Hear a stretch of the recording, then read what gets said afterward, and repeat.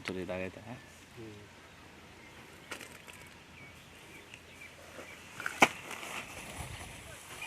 ₹150 ಸ್ಪಾಟಲ್ಲಿ ಸಿಗ್ತದೆ. ಅದೇ ಈ ತೋಟ ಮಾರ್ಕೆಟ್ಗೆ ಹಾಕಿದ್ರೆ ₹150 ಸಿಗ್ತದೆ. ಅದಕ್ಕೋಸ್ಕರ ಮತ್ತೆ ಒಂದು ಪ್ರಮೋಷನ್ ಆಗ್ತದೆ. ಬಯಲುಸೀಮೆಯ ಉಷ್ಣ ವಾತಾವರಣದಲ್ಲೂ ಆಪಲ್ ಬೆಳೆ ಸಾಧ್ಯವೆಂಬುದನ್ನು ಸಾಬೀತುಪಡಿಸಿ ಚಿಕ್ಕಬಳ್ಳಾಪುರ ಜಿಲ್ಲೆಯ ಯುವ ರೈತ ಅಡ್ಡಗಲ್ ಅನಿಲ್ ಗಮನ ಸೆಳೆದಿದ್ದಾರೆ.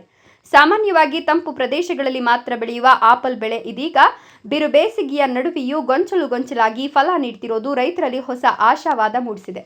ಬಯಲುಸೀಮೆ ಜಿಲ್ಲೆಗಳಾದ ಚಿಕ್ಕಬಳ್ಳಾಪುರ ಹಾಗೂ ಕೋಲಾರ ಪ್ರದೇಶಗಳಲ್ಲಿ ರೈತರು ನೀರಿನ ಕೊರತೆಯ ನಡುವೆಯೂ ಹೊಸ ಬೆಳೆಗಳನ್ನು ಬೆಳೆದು ರಾಜ್ಯಾದ್ಯಂತ ಹೆಸರು ಮಾಡುತ್ತಿದ್ದಾರೆ. ಈಗಾಗಲೇ ಡ್ರ್ಯಾಗನ್ ಫ್ರೂಟ್ ಸೇರಿದಂತೆ ವಿಭಿನ್ನ ಬೆಳೆಗಳಲ್ಲಿ ಯಶಸ್ಸು ಕಂಡಿರುವ ರೈತರು ಆಪಲ್ ಬೆಳೆ ಮೂಲಕ ಮತ್ತೊಂದು ಮೈಲಿಗಲ್ಲು ನಿರ್ಮಿಸಿದ್ದಾರೆ. ಯಾಕಂದರೆ ನಾನೊಬ್ಬನೇ ಬದುಕಬೇಕು ಅನ್ನೋದು ಆಸೆ ಇಲ್ಲ ಸರ್. ಬೇಜಾನ್ ಜನಕ್ಕೆ ನಾನು ಈಗ ಬಂದವರು ನಮ್ಮ ತೋಟ ಅಕ್ಕಪಕ್ಕ ತೋಟದವ್ರು ಬರ್ತಾರೆ, ನೀವು ಹಾಕ್ರಪ್ಪ ಆಪಲ್ಲು ಅಂತೀನಿ. ಏನು ಬೆಳೆ ಅಂದರೆ ಆಪಲ್ ಗಿಡ ಹಾಕ್ರಿ, ನಾವು ಬೇಕಂದರೆ ಆರಾಧನೆ ಶ್ರೀಯಲ್ಲಿ ಈ ರೀತಿ ಗಿಡಗಳು ಸಿಗ್ತವೆ ಗುಬ್ಬೆಯಲ್ಲಿ, ಶಿಷ್ಯನ ಅವ್ರ ಹತ್ರ ಬೇಕಂದ್ರೆ ನಾನು ಮಾತಾಡ್ತೀನಿ, ಹಾಕ್ರಿ ಅಂತೀನಿ. ಯಾಕಪ್ಪ ಅಂದರೆ ನಾವು ಒಬ್ಬರೇ ಬೆಳೆಯೋದಲ್ಲ, ಅಕ್ಕಪಕ್ಕದವ್ರನ್ನ ಕೂಡ ಬೆಳೆಸ್ಕೋಬೇಕು ಸರ್, ಚೆನ್ನಾಗಿರ್ತದೆ ಅಂತ ನನ್ನ ಇದು. ನಿಮ್ಮ ಹೆಸರು ಹೇಳಿ. ನೀವು ಸರು ಅಗ್ರಿಕಲ್ಚರ, ಸ್ವಲ್ಪ ಪಾಲಿಟಿಕ್ಸಲ್ಲಿ ಕೂಡ ಇದ್ದೀವಿ, ಇಲ್ಲ ಅಂತಲ್ಲ. ತುಂಬ ಅಗ್ರಿಕಲ್ಚರ್ ಸರ್, ರಾಜಕೀಯ ಏನಾದರೂ ಊಟಕ್ಕೆ ಉಪ್ಪಿನಕಾಯಿ ಅಷ್ಟೇ. ಇನ್ನು ಚಿಕ್ಕಬಳ್ಳಾಪುರ ತಾಲೂಕಿನ ಮಂಡಿಕಲ್ ಹೋಬಳಿಯ ಅಡ್ಡಗಲ್ ಗ್ರಾಮದ ಅನಿಲ್ ತಮ್ಮ ತೋಟದಲ್ಲಿ ಕಾಶ್ಮೀರಿ ತಳಿಯ ಆಪಲ್ ಸಸಿಗಳನ್ನು ನೆಟ್ಟು ಯಶಸ್ಸು ಕಂಡಿದ್ದಾರೆ. ಈ ಪ್ರದೇಶದಲ್ಲಿ ಕನಿಷ್ಠ 25ರಿಂದ ಗರಿಷ್ಠ 34 ಡಿಗ್ರಿ ಸೆಲ್ಸಿಯಸ್ ತಾಪಮಾನವಿರುವ ನಡುವೆಯೂ ಆಪಲ್ ಬೆಳೆ ಉತ್ತಮವಾಗಿ ಬೆಳೆಯುತ್ತಿರುವುದು ವಿಶೇಷ. ಈ ಸಸಿಗಳನ್ನು ಗುಬ್ಬಿ ಆರಾಧ್ಯ ನರ್ಸರಿ ಮಾಲೀಕ ಶಶಿಕುಮಾರ್ ಕಾಶ್ಮೀರದಿಂದ ತರಿಸಿ ಸ್ಥಳೀಯ ಹವಾಮಾನಕ್ಕೆ ಹೊಂದುವಂತೆ ಅಭಿವೃದ್ಧಿಪಡಿಸಿದ್ರು. ಪ್ರಯೋಗಾತ್ಮಕವಾಗಿ ಚಿಕ್ಕಬಳ್ಳಾಪುರದ ಅನಿಲ್ ರವರಿಗೆ ನೀಡಿದ ಸಸಿಗಳು ಈಗ ಸಮೃದ್ಧ ಫಲ ನೀಡುತ್ತಿರುವುದು ನರ್ಸರಿ ಮಾಲೀಕರಿಗೂ ಸಂತಸ ತಂದಿದೆ. ಇದುವರೆಗೂ ಆಪಲ್ ಗಿಡಗಳಲ್ಲಿ ಕೆಲವೇ ಹಣ್ಣುಗಳು ಕಾಣ್ತಿದ್ವು, ಆದರೆ ಇಲ್ಲಿ ನೂರಾರು ಹಣ್ಣುಗಳು ಗೊಂಚಲಾಗಿ ಬೆಳೆದಿರೋದು ವಿಶೇಷ ಸಾಧನೆ ಅಂತ ಶಶಿಕುಮಾರ್ ತಿಳಿಸಿದ್ದಾರೆ. ಸರ್, ನನ್ನ ಹೆಸರು ಬಂದು ಶಶಿಕುಮಾರ್ ಅಂತ.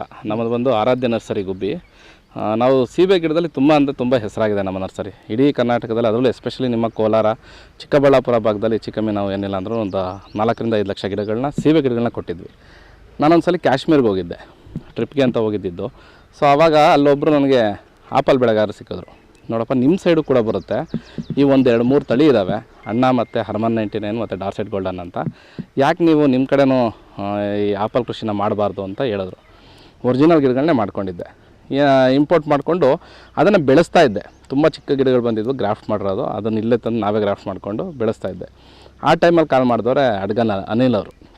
ಸೊ ಅನಿಲ್ ಅವ್ರು ಫೋನ್ ಮಾಡಿಬಿಟ್ಟು, ನಾನು ಈ ಥರ ಆಪಲ್ ಕೃಷಿ ಮಾಡಬೇಕು ಅಂದ್ಕೊಂಡಿದ್ದೀನಿ ಅಂದರು. ನಾನು ಅವತ್ತು ಹೇಳಿದ್ದು ಒಂದೇ ಮಾತು ಅವ್ರಿಗೆ, ನೋಡಿ ಸರ್, ಇದು ನಮಗೆ ವಾತಾವರಣಕ್ಕೆ ವ್ಯತಿರಿಕ್ತವಾದ ಬೆಳೆ, ಸೊ ಇದು 100% ಬರುತ್ತೆ ಅಂತ ನಾನಂತೂ ಗ್ಯಾರಂಟಿ ಕೊಡೋಲ್ಲ. ನಿಮ್ಮ ರಿಸ್ಕ್ ಮೇಲೆ ನೀವು ಧೈರ್ಯಪಟ್ಟು ಹಾಕ್ತೀರಾ ಅಂದರೆ 100% ಬರುತ್ತೆ ಅಂತ ನನಗೆ ಹೇಳಿದ್ದಾರೆ ಕಾಶ್ಮೀರಲ್ಲಿ. ಪ್ರಯತ್ನ ಪಡೋಣ, ಜೊತೆಯಲ್ಲಿ ಗ್ಯಾರಂಟಿ ಸಕ್ಸಸ್ ಆದರೆ ಇಬ್ಬರಿಗೂ ಒಳ್ಳೆಯದಾಗತ್ತೆ ಅಂತೇಳಿ ನಾವು ಅವತ್ತು ಎಂಕ್ವೈರಿ ಮಾಡಿದ್ರು.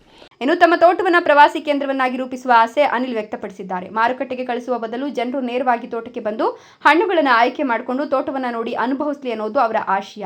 ಒಟ್ಟಾರೆ ಅಸಾಧ್ಯವೆನಿಸಿದ್ದುದನ್ನು ಸಾಧಿಸಿ ತೋರಿಸಿದ ಅಡ್ಡಗಲ್ ಅನಿಲ್ ಇತರ ರೈತರಿಗೆ ಮಾದರಿಯಾಗಿದ್ದು, ಬಯಲು ಸೀಮೆಯಲ್ಲೂ ಹೊಸ ಬೆಳೆಗಳ ಪ್ರಯೋಗಗಳಿಗೆ ದಾರಿ ತೋರಿಸಿದ್ದಾರೆ.